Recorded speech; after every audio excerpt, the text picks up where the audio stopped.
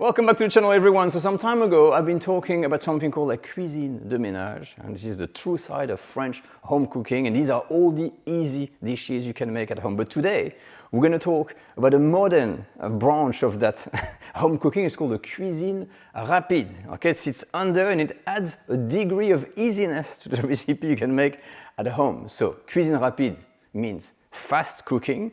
And these are recipes that requires barely no time whatsoever. It's just moving things around, putting things in a pan and cooking in the oven. So this recipe here, if you're time poor, you're gonna love it. Still, pork chops cooked in mustard and beer. So still a level of intricacy, but really zero effort. So if you're looking for something ultra simple of the simple, this is it. Let's go.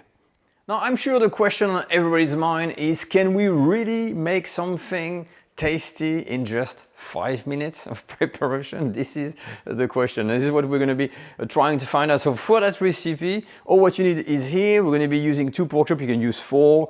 And we're going to use some beer. This is just a lager, like a blonde beer. We're going to use 100 ml to 150 ml. Dijon style mustard. Half a garlic clove here, very thinly sliced. Same for the onion, half an onion. You'll find everything on the recipe card.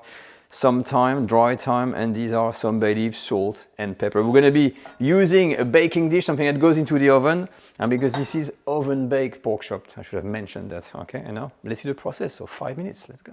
Step number 1, we need to season the chops, so salt and pepper. And you will note that I've left the rind in here because that's going to kind of protect, I think, the meat from drying, because that can really dry. So salt and pepper in here on both sides. I'm going to turn them and do the same. Seasoning done. Step number 2, flavoring. We're using mustard. Maybe I should have kind of do the salt and pepper after the mustard, but roughly speaking, on each side, we're going to add a good coating of mustard. So we can all agree I've put mustard everywhere, okay, even on the rind in there, it's everywhere. So next we have to put this into the dish. Let's go.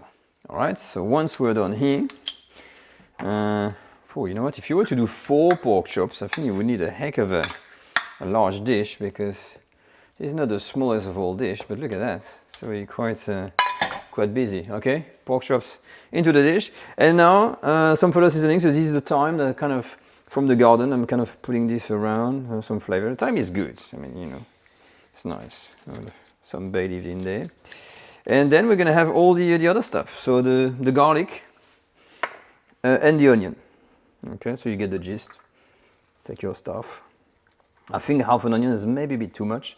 I like to go with the eye like this, you know, when we see something, we want some onions on the side, but something that looks good. Okay, what do you think? Is that good enough? I think it's decent. So there we have it. We're done. That's basically the 5 minutes involved into preparing the dish. Next is the cooking. So you have to preheat your oven at 200, a bit more than 200 if you want, but 200 degrees Celsius with the fan force on. Okay, make sure it's preheated before, don't put it in a cold oven for that recipe. And here apparently we need to first put the chops for a good 5 minutes until we got some light coloration before adding the beer into the dish. Okay, so I'm going to put this for 5 minutes, maybe a bit more, until I get some coloration, and I'll show you what it looks like. Alright, so as I thought, 5 minutes was highly optimistic to get any coloring on the chops. I waited 10 minutes to have some onions being colored in there, and a little bit of color there.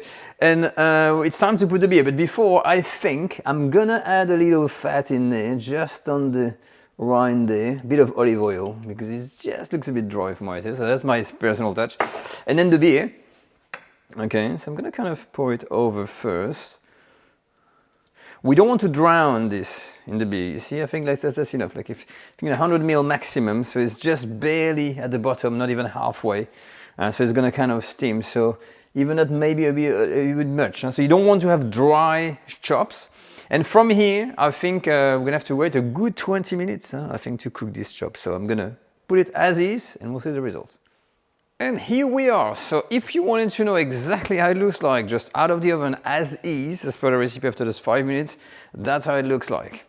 It was saying that you could baste the top if things were getting a bit dry, which I've done once, but then you get a little bit of that wettish kind of outlook. I think it was a little bit better before I did the basting. And what I'm seeing is that there is an interesting little broth on here. Now I put the things on the side because I just want to try that little... okay. So I'm quite surprised here because I was thinking, oh, it's going to be bitter, but no, with the lager, it's fine. It's got the taste of the pork and the onion. It will go perfectly, drenched over the chops here, but also if you serve this with a side of potatoes. So 5 minutes preparation time, 20 to 25 minutes cooking. I have to say, if you're really time poor, it is pretty good. So what's left to do now is have a little bite. All right, so this is our pork chop. I've already served the chop. Remember, mustard, there's beer, and you've got that little broth that I keep on adding on here. I've had a slice to check the cooking in there. Was not bad actually, and the broth is very tasty. It's still tender. That's why I was checking. So you have to really get some good quality chops. Okay, and it's nice and tender. Well, this onion is a bit burned there, but to be honest, for the short amount of time,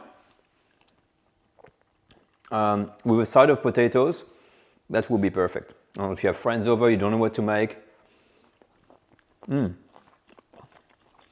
With the kids, or any occasion, on the fly, really, I think a good dish.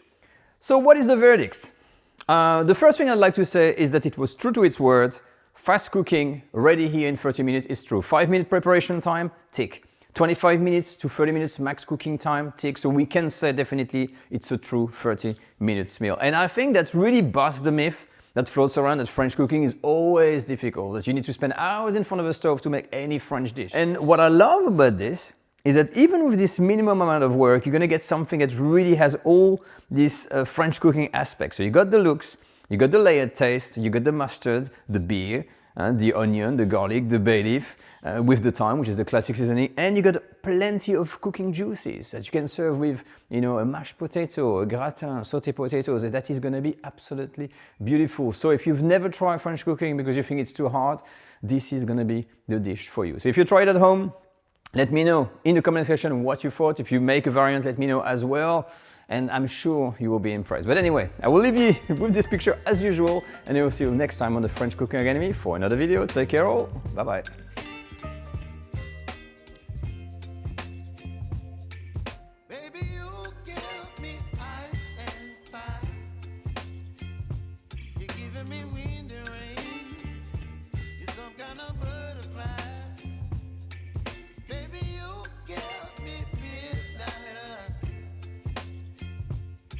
Up my appetite.